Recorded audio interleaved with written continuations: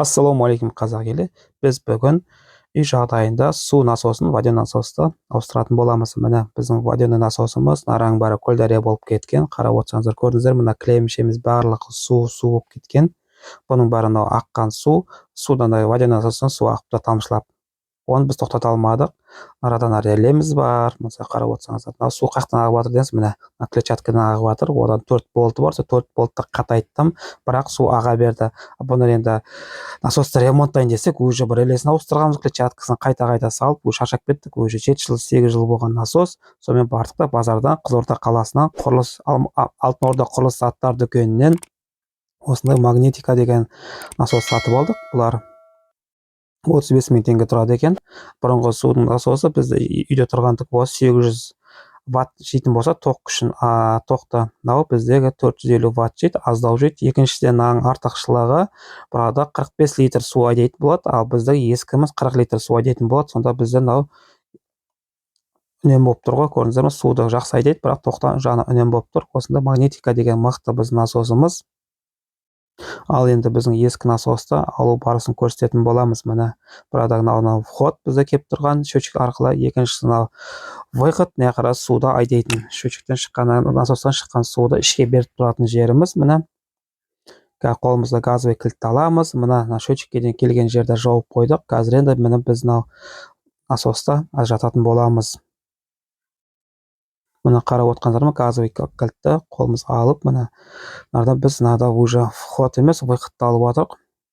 Оппа, су шашырап кетті. Бұл су шашыраған білесіздер, шамал вакуумный сулар ортада қалып қойды, солар шашырап жатыр. Мына біз уже біреуін алып тастадық. Екінші жағын алатын боламыз, өйстіп біз судың насосын шешіп аламыз. Бұл ескі насосқа да бізге ешқандай өкпеміз жоқ. 7 жылдай ма бізге қызмет етті. Burada релесін ауыстырдық, клетчаткасы кей кез айналмай қалады, соны таттан ажыратамыз да, содан кейін тазалап, майлап, салып жүріп жүрдік. Сол кезде осылай жақсы жұмыс істеп тұрды. Енді осы биылғанда осыдан су ағып тоқтамай қалды. Мүмкін енді уақытта келген шығар. Енді қазір насосты алып тастайтын боламыз. Міне екі жағын бекіткен жерлердің бәрін алып тастадық. Мына насосымыз осы. Ендігі мәселе бізде арада переходник деген нәрсе болады. Насоспен трубаның ортасында сол шамалы қиындықтар туғызады. Өйткені темір мен темір байланысқан жер, қазір шамалы енді күш салып алмасақ, алуы татпасады ғой, шамалы темір мен темір білесіздер. Сөйтіп қазір алынбауы мүмкін.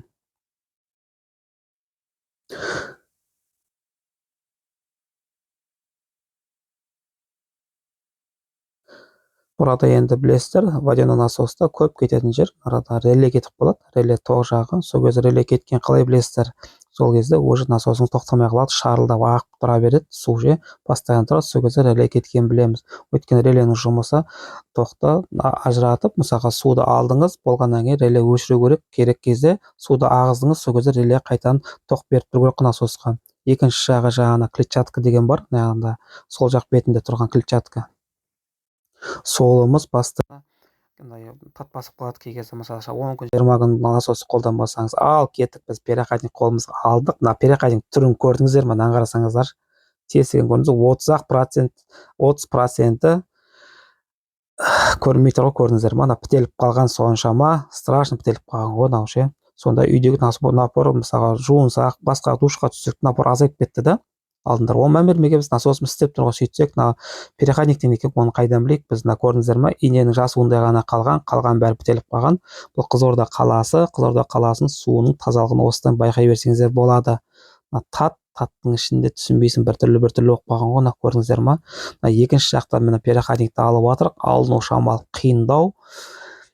Тат басып қалған екен әбден. Арада мына астына өстелеген қойып қойыңыздар, әйтпесе суларыңыз төмен қарай ағып, паркет болса паркеттеріңіз, ламинаттарыңыз көтеріп жіберуі мүмкін. Біздегі енді аста стяжка ғой, ештеңе қылмайды. Сонда да бірақ енді осындай қойып тазалық ұстаған дұрыс. Міне екінші жақтың переходниктері кетті. Оны аламыз, тазалап, жуып салатын боламыз қайтадан переходниктерді. Міне екінші жақта дәл осындай, көрдіңіздер ме, 30-40% бітеліп қалған. Енді айта алмаймын, мынау енді бұны қалай біз су ішіп жүрік, су басымызды, денемізді жуып жүрік, қарап көрдіңіздер ма? Не деген андай пышақпен қырып қақтарын бәрін алып тастап қайтадан салатын боламыз осы переходникті. Бұл әлі жарайды, тек қақтан басқадан алып тастасақ болды. Міне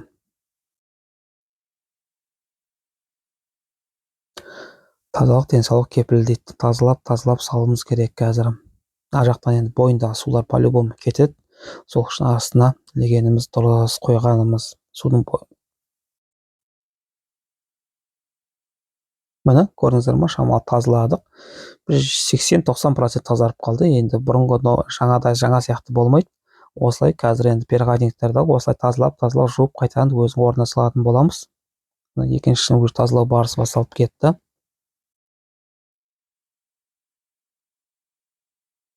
Не деген қақ деймін да мынау ше. Айта алмай. Ал енді достар, сіздер қарап отпай, Әділдар Оз каналына тіркеліп кетіңіз. Тіркелмеген болсаңыз лайк, комментарийді аямаймыз. Қазақ тілді YouTube каналды бірге дамытайық қой достар. Мына екінші міне уже тазалап жатырмыз переходникті. Бұл енді біраз тазалап қалды. Пышақпен 40 құрып жүрсек кетеді екен. Міне көрдіңіздер ма? 80-90% тазарып қалды. Міне тазартып болдық. Екі переходникті болдық. Енді әрі қарай кетті. Фумлента оруды бастаймыз. Фумлентаның өзі екі түрі болады. Мен білетін біреу ақ, біреу сары. Ағы негізі осындай суға арналған. Екіншісі біздің қолданып жатқан сары фумлента.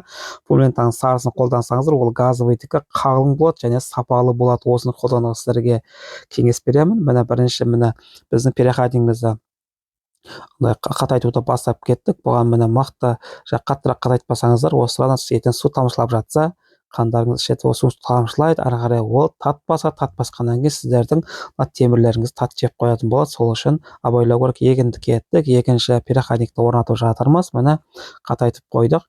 Қазір енді тек қана не істейміз? Входтан выходты жалғасақ, біздің насосымыз дайын болып қалды. Міне кеттік.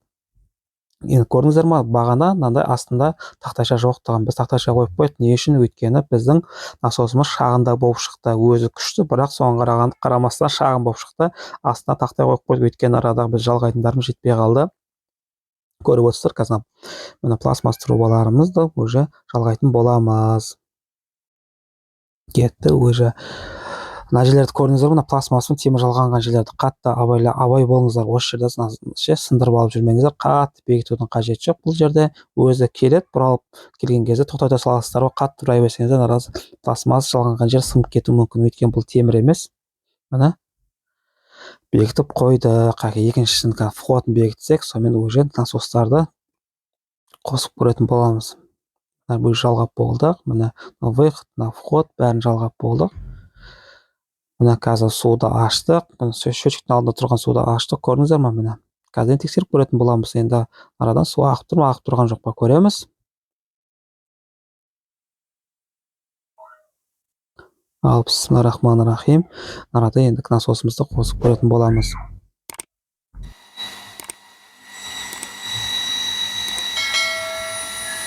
Қазір енді міне көрдіңіздер ма? Қолымды қараңыздар, міне қоп-құрғақ. Екіншісінде көреміз, міне тексеріп, міне қоп-құрғақ. Енді міне суды ағып көреміз, міне шарылдап суымыз міне көрдіңіздер, шарылдап ағып тұр. Напор деп өте керемет, әдемі болып тұр. Бұрынғы сығырайып ағып тұрған су жоқ. Қазір деген переходникті тазарттық, соған да үлкен үлес қосты. Бұрын сонда бітеліп қалған. Сондықтан абайлап арасында насостарыңызды ашып тексеріп көрсеңіздер болады переходниктеріңізді. Осылай міне жақсы дүние болды деп ойлаймын. Өзіміздің қолымыздан келді. Ал енді Әділдар Оз каналынан тіркеліп кетеміз, лайк басамыз, комментарий қалдырамыз. Сау боламыз. Кездескен